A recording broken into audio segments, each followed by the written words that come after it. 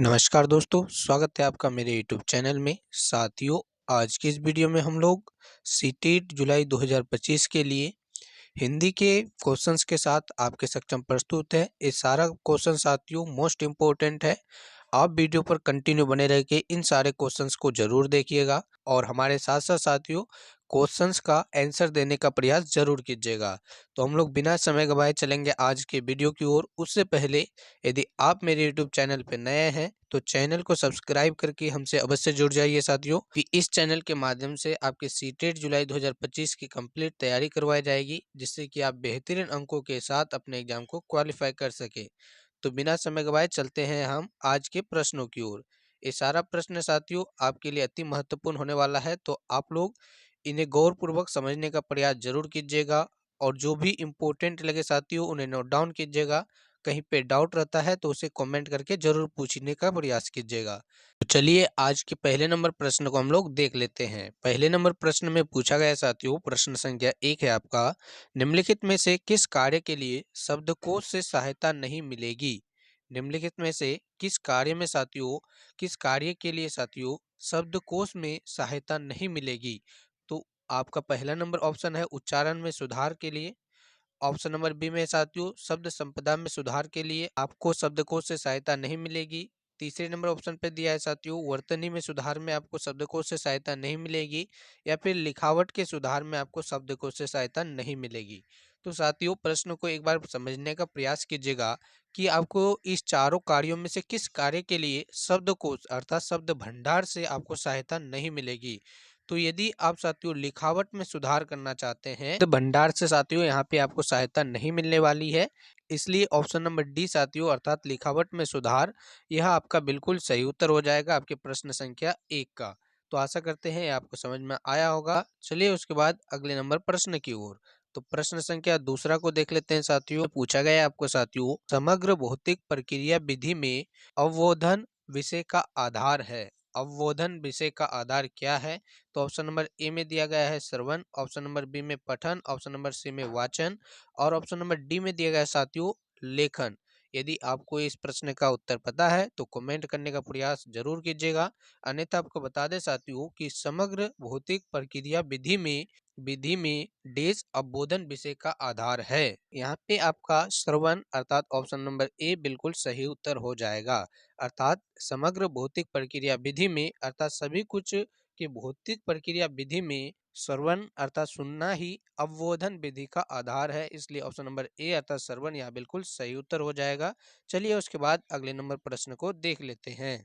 उसके बाद साथियों आपका प्रश्न संख्या तीसरा है, जिसमें कि आपसे पूछा गया है, जब विद्यार्थी आनंद के लिए पढ़ते हैं, किसके लिए पढ़ते हैं साथियों? अपने रुचिपूर्ण आनंद के लिए पढ़ते हैं। इसका तात्पर्य है वे देश में संलग्न है। तो किस में संलग्न है? ऑप्शन नंबर ए में दिया है साथियों कि सरसरी दृष्टि से पठन में, ऑप्शन नंबर बी में दिया है साथियों बारीकी से पठन में, ऑप्शन नंबर सी में है गहनता के साथ पठन में और ऑप्शन नंबर डी में दिया गया है कि विस्तार से पठन में। तो साथियों जब विद्यार्थी आनंद के साथ पढ़ते हैं तो इसका तात्पर्य है कि इसका तात्पर्य साथियों कि जो छात्र है वो विस्तार से पठन में जो है संलग्न है। ऑप्शन नंबर डी आपका यहाँ पे बिल्कुल सही उत्तर हो जाएगा। ठीक है साथियों, ऑप्शन नंबर डी आपके प्रश्न संख्या तीसरा का बिल्कुल सही उत्तर हो जाएगा। चलिए उसके बाद चौथे नंबर प्रश्न को देख लेते हैं। उसके बाद साथियों आपका चौथा नंबर प्रश्न है, जिसमें कि आपको पूछा गया है, भाषा संकेत परिवर्तन और भाषा संकेत मिश्रण बधुआ डेज देखे जाते हैं।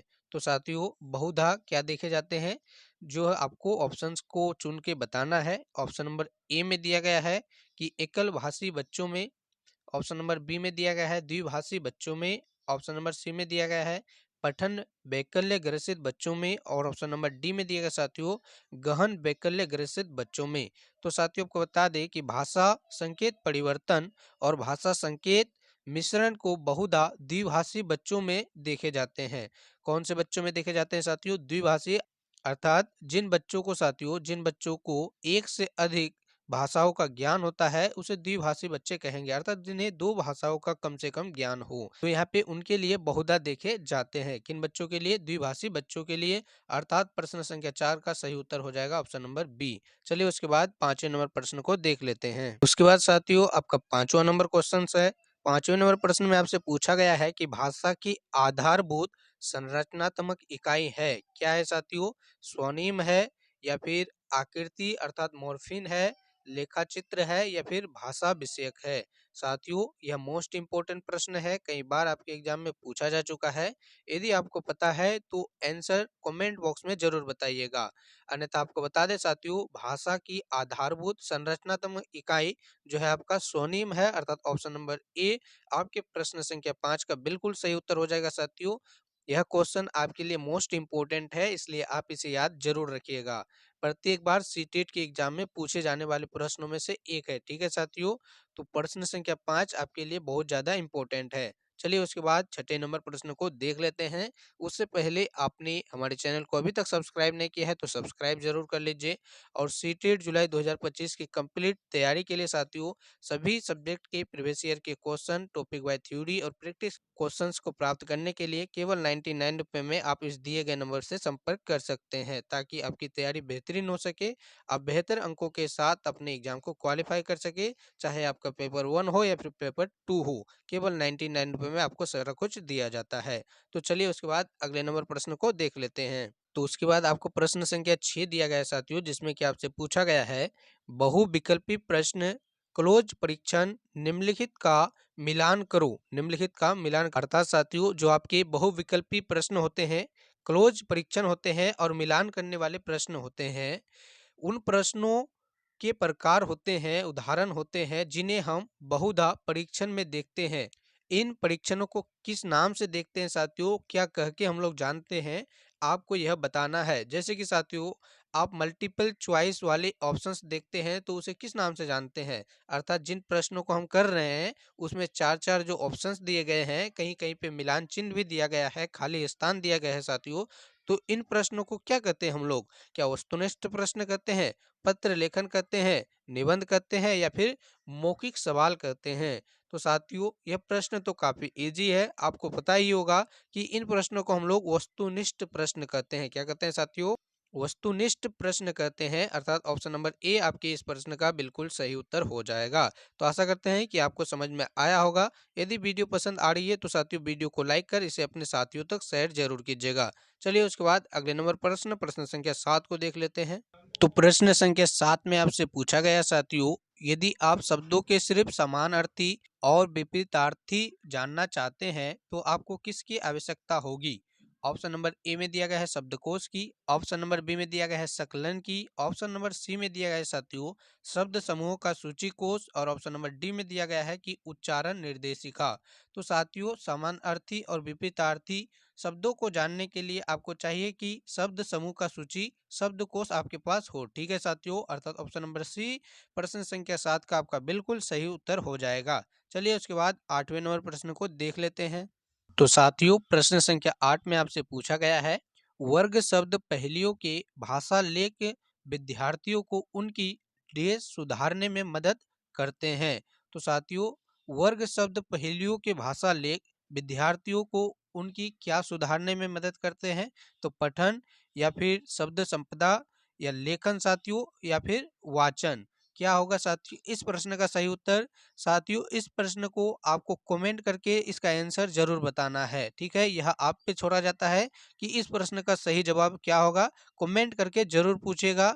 यदि साथियों प्रश्न का जवाब आपको नहीं पता तो कमेंट में प्रश्न को ही जरूर पूछ लीजिएगा, ताकि साथियों सही उत्तर की जानकारी आपको रिप्लाई के माध्यम से दे पाए। तो साथियों प्रश्न संख्या 8 का सही उत्तर क्या होगा कमेंट करके बताने का प्रयास जरूर कीजिएगा। चलिए हम लोग 9वें नंबर प्रश्न को देख लेते हैं। तो प्रश्न संख्या 9 है साथियों, जिसमें कि आपसे पूछा गया है श्रुति सुधीना कक्षा 1 में भाषा पढ़ाती है। श्रुति और सुधीना साथियों कक्षा 1 में क्या करती है? भाषा पढ़ाती है।